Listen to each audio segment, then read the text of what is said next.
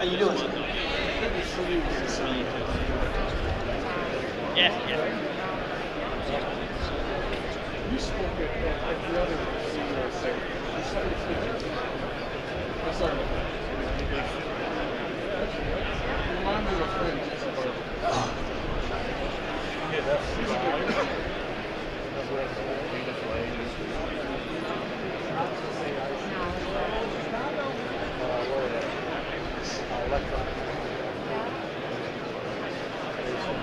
Okay, good afternoon. And I want to welcome you to today's discussion on how Army Contracting Command facilitates Army readiness and modernization. Next slide, please. Okay, we're going to talk about how we're enabling readiness and how we're supporting our CFTs to get out to modernization. And we're going to talk about this thing called OTAs, or other transaction authorities. Next slide, please. Again, you see the mission of the Army Contracting Command and the vision there: sustain Army readiness and support modernization. When I look at the Army Contracting Command, I work in, I would say, 3 different domains. Installation contracting, that's supporting our CONUS-based installations, the Fort Braggs, Fort Drums of the world. Contingency contracting, got 9 CSBs spread out all over the world, supporting our combat commands downrange. Again, 6 weapons system centers supporting, again, the modernization piece, the weapon system piece. Those 6 centers do a large majority of my work.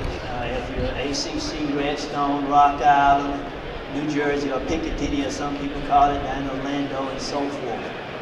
But that is the 3 different domains I work in. Next slide, please. Okay, when you look at what we do here in FY17, about $62 billion worth of work, about 167,000 actions, but I got about 6,300 people spread out all over the world providing contracting support to our war fighters. And you can see there, Army Contracting Command spends about 76% of the Army procurement dollars. You got 4 HCAs in the Army that does contracting. I do it with the Army Contracting Command. You got the National Guard Bureau, the Corps of Engineers, and then you got MedCom. Those are the 4 contracting organizations that support the Army. And you can see what we do here in terms of contracts, OTAs, grants, and other contracting. But the takeaway from this slide is that I got a lot of work all over the world supporting our Army and getting after readiness and modernization, looking out 5-10 years out and making sure that, as the Chief always talks about, how can we get it quicker to our Army and how we're building efficiencies into the processes. Next slide, please. Again, a workforce. My job is to make sure that workforce is trained professionals that understand contracting is a complex profession. We work with cost type contracts, T&M, firm fixed price, you name it. I got people out there that work with them. But they have to be trained to understand, one, the supporting commander's intent. They got to be able to pick the right vehicle to get to the right output. And then they got to be able, on the other side, is making sure we're proactively engaged in contract administration, which normally gets us in trouble. The back end of it, not the awarding, but the back end, the oversight part of it. Again, focus on our soldiers, providing our soldiers the right contract, the right weapon system so they can be more lethal to win our nation's wars. Again, eliminating roadblocks, whether that's policies, procedures, or whatever, making sure that these policies that we got in place, they're not increasing halt time, looking at how many times we're doing reviews, peer reviews, and so forth.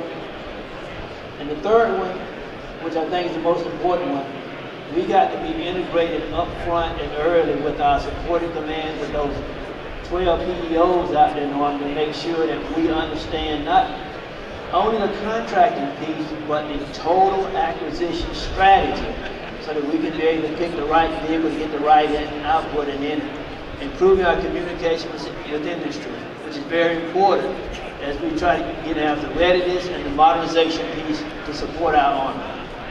Next slide, please. Again, modernization.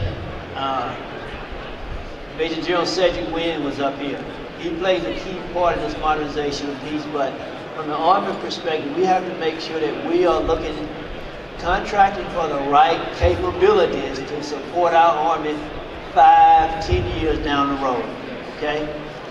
And whether that's through grants, OTAs, or whatever it is, whatever. Next slide, please.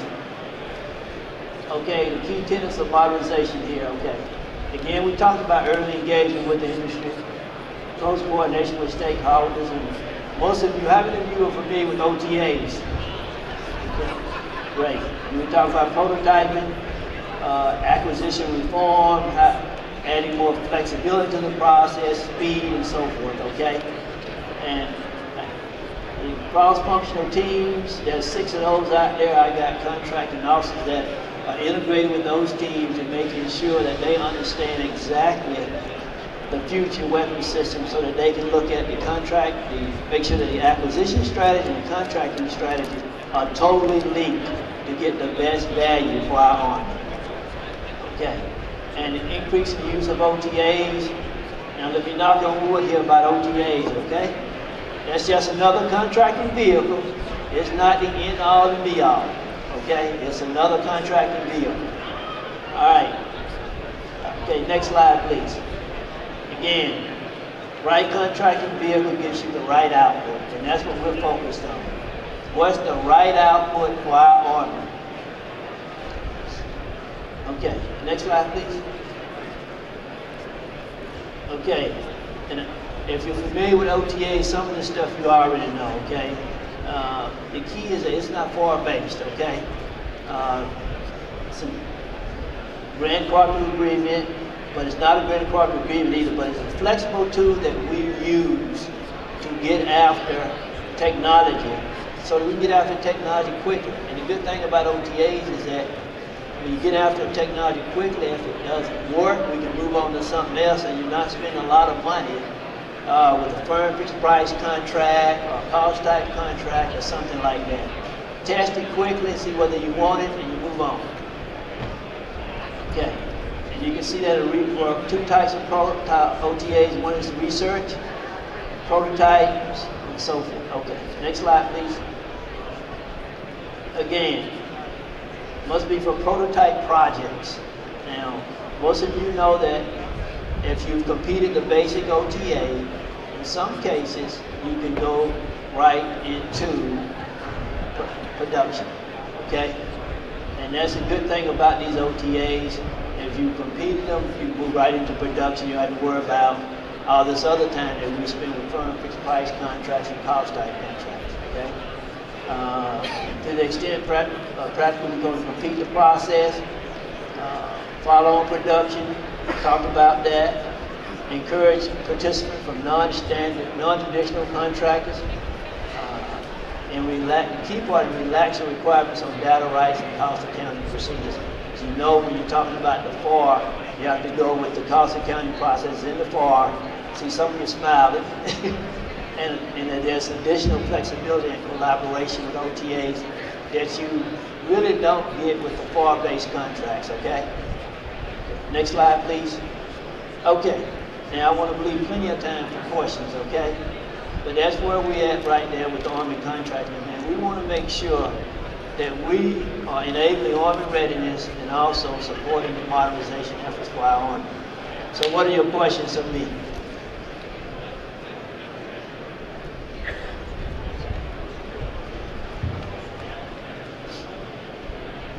How do you foresee future structure changes as a result of Futures Command and any sort of matrix alignments that may come from that?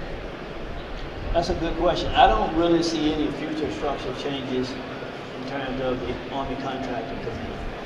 I mean, I don't. Now I've gotten that question like 1,000 times. 1001. Okay.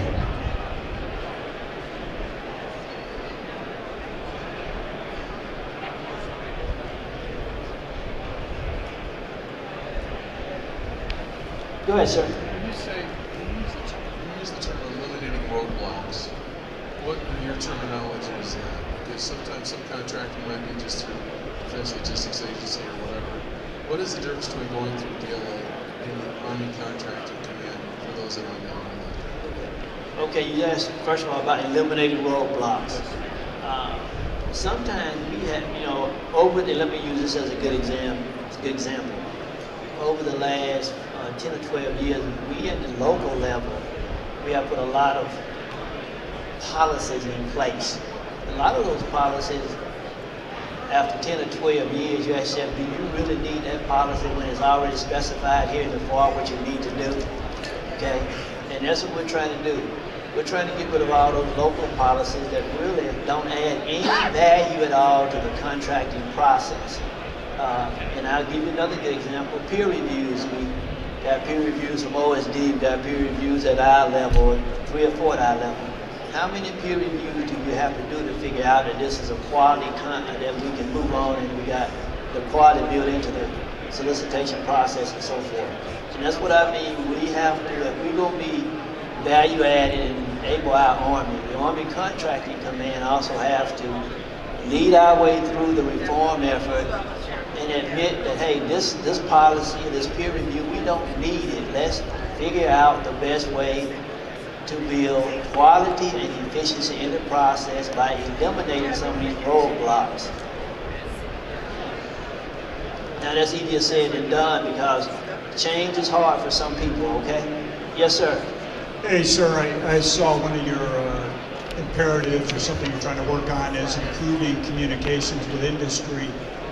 I'd like you to expand on that because as an industry guy, say in Orlando, they have monthly pulse sessions to communicate. Other locations, it's an annual event, an APBI or something like that. And then you've got other places where you have an OTA in effect, where you've got to be in the consortium to get communication. So your thoughts on how you look across the enterprise to improve communicating with industry? Okay, well let me first say, down Joe Genta, he's in Park down in Orlando. And the sessions that he have down there is something that we're trying to proliferate throughout the Army Contracting Command. Because I think, Joe, the last time you told me you had about 300 people from the industry come in for a monthly pulse session. Okay, that's outstanding. And that's how we're going to improve communication with industry, is to get them to the table and be transparent with them. And you're transparent with us. And that's how we can get after getting things out quicker. And I know Rock Island has sessions up there, but we got to continue to get it through the other 6 contracting centers. At my MIC and CSBs, it's a little bit difficult, but they deal with small dollar stuff. I'm not worried about them. But the contracting centers that deal with billion-dollar weapon systems and so forth, we really need, and it's crucial that we have industry's input up front so that we can figure out how can we get this weapon system out instead of 5 years, maybe at 2.5 years. But I have to make sure that all of us, again, change is hard, but the communication process, as we look out toward modernization and building this Army for us, Chief talks about 2028, it's critical that we all communicate and bring our capabilities to the table to get to where we want to get to. Next slide, next question. I'm thinking slides. Okay, next question. But I will tell you what, Joe, do you want to talk a minute about your pulse sessions, because I think that they need to hear what you're doing down there, okay? You got to make you. So you're the boss. I'm gonna put him on the spot here. The boss directs. So we have a monthly pulse session, as I think Mr. Flanagan raised. So every month we invite industry down to ACC Orlando, and we will talk about any procurement that's in the procurement process. And so that means we accept it into the contracting center. Our requirements package is in the process. Industry can ask any question to the contracting center, and so all the contracting officers are in the room. If you've got a question that's not necessarily sourceable, we won't answer source selection sensitive questions. Every other question is open. We co-chair that with the PEO that we support in Orlando. So General Cole who is currently the PEO for PO Stride, his PMs, there's one in the room. Come to the session. In fact, Joe Cole sits up at the table with me. Any question that is not necessarily procurement related, but is in the, let's say, financial world or the programmatic world that you want to ask, Joe Cole and his PMs are there to answer.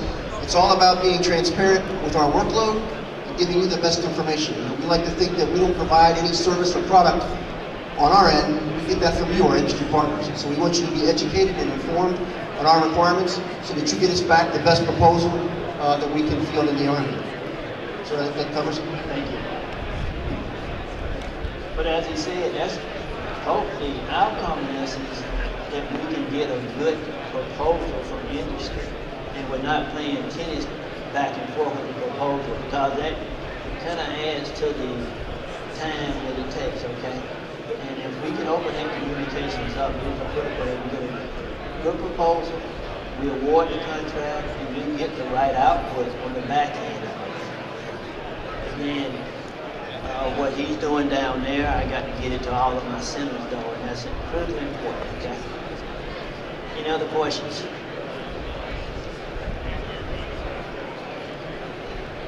Sir?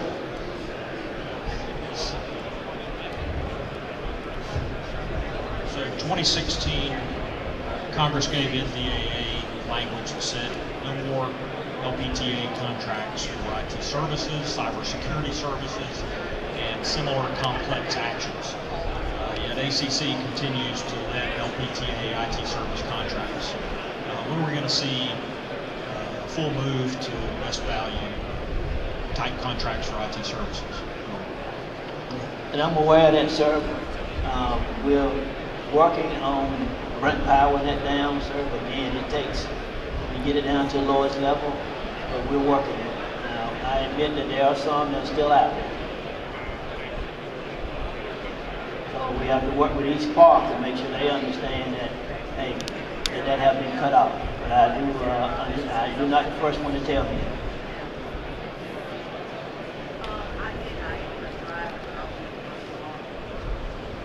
Any other questions?